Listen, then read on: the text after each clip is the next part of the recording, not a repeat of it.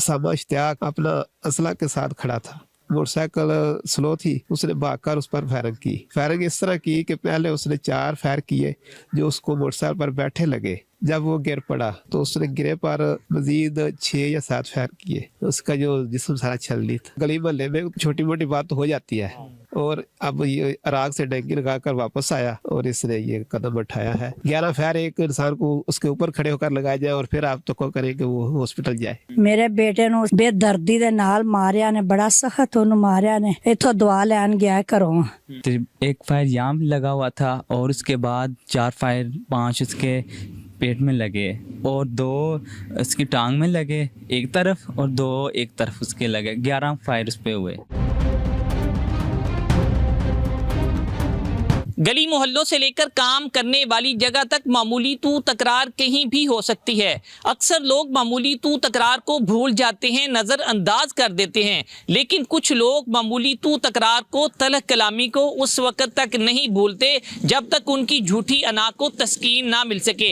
ऐसा ही एक वाक़या पेश आया है गुजरांवाला के इलाका किला दीदार सिंह में, जहाँ पर मामूली तलख कलामी की वजह से गोलियाँ चल गई हैं, जिसकी वजह से हमाद कैसर नामी नौजवान को कत्ल कर दिया गया है। हम इस वक्त हमाद कैसर के घर में मौजूद हैं। लवाहिकीन के पास चलते हैं, जानने की कोशिश करते हैं कि हमाद कैसर की मामूली तू तकरार मुलजम के साथ कब हुई थी, क्यों हुई थी, और हमाद को कैसे मौत की घाट उतारा गया है और क्यों मौत की घाट उतारा गया है। लवाहिकीन के पास चलते हैं। इस वक्त मेरे साथ मकतूल के वालिद मौजूद हैं, ये मुद्दई मुकदमा भी हैं, इनसे बात कर लेते हैं। अच्छा चाचू जी, बहुत बड़ा सदमा है, आपके बेटे को कत्ल कर दिया गया है, बताइएगा मामला क्या हुआ, किस वजह से आपके बेटे को कत्ल किया गया? जी जिन्ना को सदमा है ना, वो तो मेरे को अल्फाज ही कोई मैं बयान कर ला, क्योंकि मेरा बड़ी ज्यादती है। मेरा जवान बेटा शेर जैसा बेटा है, ये नहीं कि बेटा आम था। एक दिन दिहाड़े इंतहाई जुल्म के साथ उसको कत्ल किया गया है। किसी काम के सिलसिले में मैं और मेरा बेटा हमाद कैसर किलादार से गए। जब हमारी वापसी हुई तो रास्ते में रियाज होटल के बिल्कुल सामने जब वो पहुंचा, वहां पर मौजूद मुलजम सामा इश्तियाक अपना असला के साथ खड़ा था। यूं ही वो रियाज होटल के सामने पहुंचा, मोटरसाइकिल स्लो थी, उसने भागकर उस पर फायरिंग की। फायरिंग इस तरह की कि पहले उसने 4 फायर किए जो उसको मोटरसाइकिल पर बैठे लगे। जब वो गिर पड़ा, हम उस किताब ना लाते हो, जब गिरा तो उसने गिरे पर मजीद 6 या 7 फायर किए। और वो इंसान था या सफाक दरिंदा था? एक नहीं 6, इतनी ज्यादा उसने गोलियां क्यों? हाँ, इसमें कोई शक शुबा नहीं। आप लोग सब देख सकते हैं, वीडियो मौजूद है, सीसीटीवी चल रही है, मुझे बताने की भी जरूरत नहीं है किसी को। हाँ बिल्कुल, 11 फायर उसने किए। 11 फायर करने के बाद वो उसने जब देख लिया कि खत्म हो गया है, फिर वो भाग गया, फरार हो गया मोटरसाइकिल। आखिर वजह क्या थी, किस वजह से उसने आपके बेटे पर फायरिंग किया? वजह तो ऐसी कोई नहीं कि जिसमें इतना ज्यादा जुल्म या इतना बड़ा कदम उठाया जाए। वजह सिर्फ यही है कि पहले गली मोहल्ले में छोटी मोटी बात तो हो जाती है, लेकिन ऐसा नहीं। एक साल पहले उसने ये वाकया पिछले साल दिसंबर में किया। गालबन 12 दिसंबर को उसने मेरे बेटे पर फायरिंग की और उसकी मैंने FIR किलादार सिंह थाना में कराई, लेकिन गाँव वालों ने मामला रफा दफा कर दिया और हम तो मुतमईन थे कि हमारा मामला रफा दफा है, और उसने ये रंजिश अपने दिल में रखी और अब ये अराग से डंकी लगाकर वापस आया और इसने ये कदम उठाया है। उस वक्त जब आपके बेटे पर फायरिंग हुई तो घर वालों ने सुलह करवा दी थी, गांव वालों ने सुलह करवा दी थी आपकी? बिल्कुल, हम तो सुलह के साथ मुतमिन थे कि अब हमारी सुलह, कोई लड़ाई झगड़ा नहीं, लेकिन वो अपने दिल में ये दुश्मनी पाल रहा था। जब उसने जवान कर ली तो बाहर निकाल दी। उन्हें तो मेरे आगे तो नहीं से जिक्र करना, लेकिन मैंने महसूस होता सी और चेहरे तो के परेशान सी। मतलब ये कत्ल होने से पहले चेहरे पे आसार नजर आते थे? आसार थे, हाँ। जाहिर है बेटे बाप को बड़ा प्यारे होते हैं, बाप बेटों से बड़ा प्यार करता है, तो आपने उससे पूछने की कोशिश क्यों नहीं की कि बेटा क्या कोशिश थी, लेकिन हम मुतमिन थे क्योंकि वो अपने रोजगार के सिलसिले में चंद दिन बाद सऊदी अरब जाने वाला था और हमें ये हमाद बाहर जाने वाला था। हमाद के बिल्कुल वीजा एजेंसी में जमा था। हाँ, बाकी चीजें भी जो है कार्ड वगैरह जो भी FRC बिल्कुल तैयार थी। यानी कि 1-2 दिन बाद हमें ये था कि हम ऐसे भाग दौड़ में थे कि इसने सऊदी अरब चले जाना है ताकि हमें सुकून हो, हमें ये दुश्मनी वगैरह जो है हम इससे बच जाए। मौका पर पहुंचे तो आपने क्या देखा, किसके कहाँ मौका पर जब पहुंचा तो मैं तो एक पत्थर बन गया। मुझे नहीं महसूस होता था कि अब कुछ इससे अब बढ़कर हमारे साथ ज्यादती तो बहुत हो गया, अब तो मुझे ही मारना है जिसने मार। हमाद मौका पर ही दम तोड़ गया था या अस्पताल लेके गए? आपके हाथों में उसने दम तोड़ा? इतने ज्यादा फायरिंग होने के बाद, इतने ज्यादा फायर लगने के बाद आप क्या सोचते हैं? ऐसा हो सकता है कि इंसान जो है वो बच जाए? उसकी जो इशारा कटी थी, उसका जो जिस्म सारा छलनी था। ऐसा नहीं होता कि 11 फायर एक इंसान को उसके ऊपर खड़े होकर लगाया जाए और फिर आप तो को करें कि वो हॉस्पिटल जाए। आपने बात सुन ली। मकतूल के वालिद काफ़ी ज़्यादा अफसुर्दा हैं, परेशान हैं। इनका कहना है कि मेरा शेर जैसा बेटा था, वो तो किसी से घबराता नहीं था। इनका कहना है जो मुल्ज़म है सफाक दरिंदा है, उसने अपने दिल में ये खार रखी हुई थी जिस वजह से उसने दोबारा से फायरिंग की और मेरे बेटे को मौत की घाट उतार दिया। काफ़ी ज़्यादा परेशान हैं। अभी तक 5 दिन हो गए हैं, इनसे किसी ने राब्ता नहीं किया।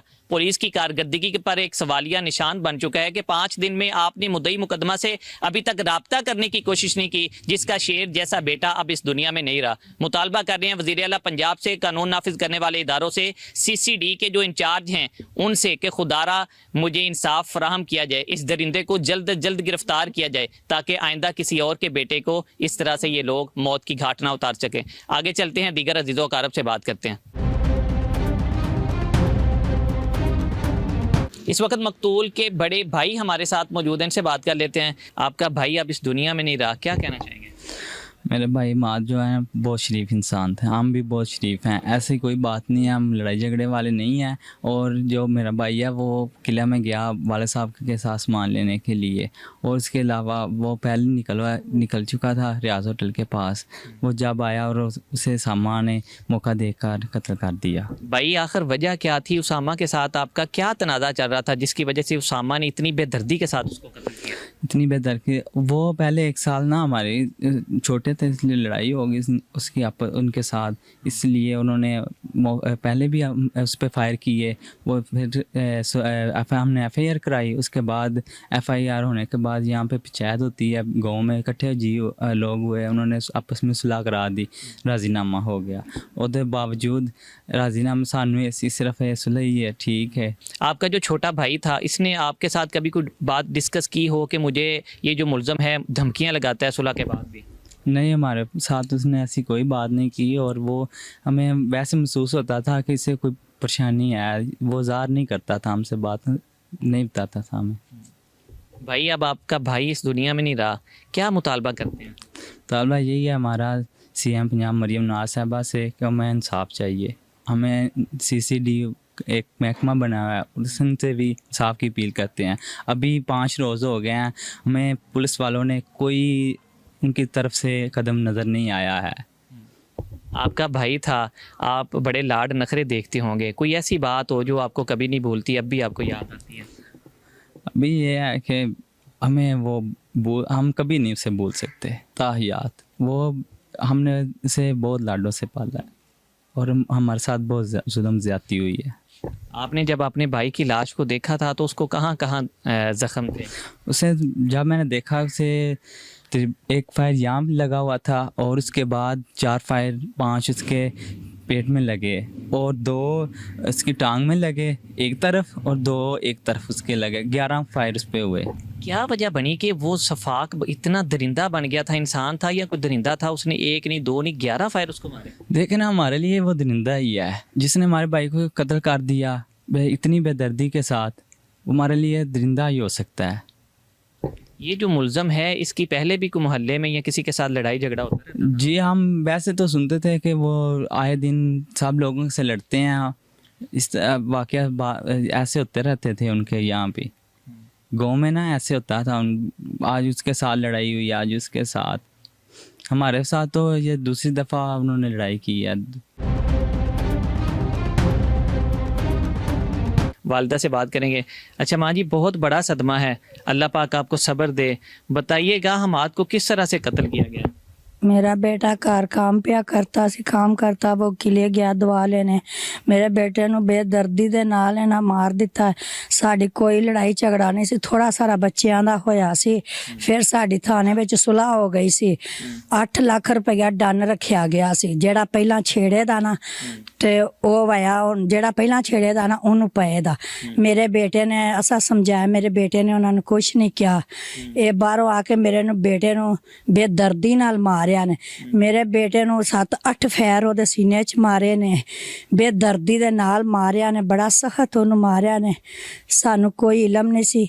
ਇੱਥੋਂ ਦਵਾ ਲੈਣ ਗਿਆ ਘਰੋਂ ਤੇ ਬਸ ਮੈਨੂੰ ਇਨਸਾਫ ਚਾਹੀਦਾ ਹੈ। हाँ जी, ਜਦੋਂ ਤੁਹਾਡਾ ਬੇਟਾ ਜਦੋਂ ਪਹਿਲੇ ਲੜਾਈ ਹੋ ਗਈ ਸੀ, ਸੁਲ੍ਹਾ ਹੋ ਗਈ, ਤਾਂ ਉਸ ਤੋਂ ਬਾਅਦ ਕਦੀ ਹਮਾਦ ਨੇ ਤੁਹਾਨੂੰ ਦੱਸਿਆ ਸੀ ਕਿ ਇਹ ਮੁੰਡਾ ਫਿਰ ਮੈਨੂੰ ਕੋਈ ਧਮਕੀਆਂ ਲਾਉਂਦਾ ਹੈ ਜਾਂ ਕੋਈ ਮੈਸੇਜ ਕਰਦਾ ਹੈ? ਨਹੀਂ, ਸਾਨੂੰ ਕੋਈ ਨਹੀਂ ਦੱਸਿਆ। ਸਾਨੂੰ ਇਲਮ ਹੁੰਦਾ ਤੇ ਅਸੀਂ ਉਹਦਾ ਪਾ ਫਿਰ ਕਰਾ ਲੈਂਦੇ। ਅਸਾਂ ਥਾਣੇ 'ਚ ਜੋ ਵੈਸੂਲਾ ਕੀਤੀ ਸੀ ਫਿਰ ਥਾਣੇ ਵਾਲਿਆਂ ਨੂੰ ਆਖ ਲੈਂਦੇ।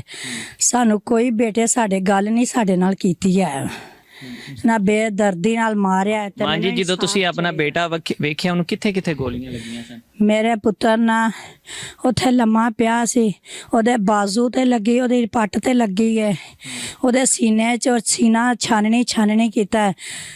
ਤੇ ਬਸ ਮੈਨੂੰ ਨਾ ਮੇਰੇ ਬੇਟੇ ਦਾ ਇਨਸਾਫ ਚਾਹੀਦਾ, ਕਾਤਲ ਮਿਲਣਾ ਚਾਹੀਦਾ ਹੈ। ਜੀ, ਅਗਰ ਉਹਨਾਂ ਦੀ ਸੁਲਾਹ ਹੋਣ ਤੋਂ ਬਾਅਦ ਫਿਰ ਕੋਈ ਮਸਲਾ ਸੀ ਤੇ ਤੁਹਾਡੇ ਕੋਲ ਆ ਜਾਂਦੇ, ਉਹਦੇ ਵਾਲਿਦ ਸਾਹਿਬ ਕੋਲ ਚਲੇ ਜਾਂਦੇ, ਜੀ ਹਾਂ। ਇਸ ਤਰੀਕੇ ਦੇ ਨਾਲ ਕਤਲ ਕਰ ਦੇਣਾ।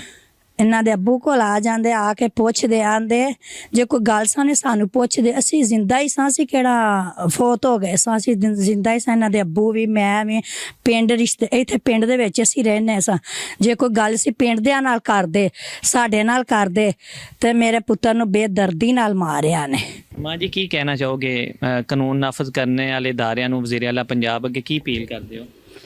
ਮੈਂ ਇਹ ਅਪੀਲ ਕਰਨੀ ਆ, ਮੇਰੇ ਬੇਟੇ ਦਾ ਕਾਤਲ ਜਿਹੜਾ ਇਵੇਂ ਸਜ਼ਾ ਇੰਝ ਹੀ ਮਰੇ ਜਿਵੇਂ ਮੇਰੇ बेटे ਨੂੰ ਮਾਰਿਆ ਨੇ, ਬੇਗੁਨਾਹ ਬੇਦੋਸ਼ੇ ਨੂੰ। यकीनन आपने वालिदा की बात सुन ली, काफ़ी ज़्यादा परेशान हैं, अफसुर्दा हैं। इनका कहना है हमारी तो 1 साल पहले सुलह हो गई थी, सुलह के बावजूद उन्होंने अपने दिल के अंदर मामूली तलख कलामी की को रंजिश बना रखी थी, जिसकी वजह से उन्होंने मेरे बेटे को कत्ल किया है।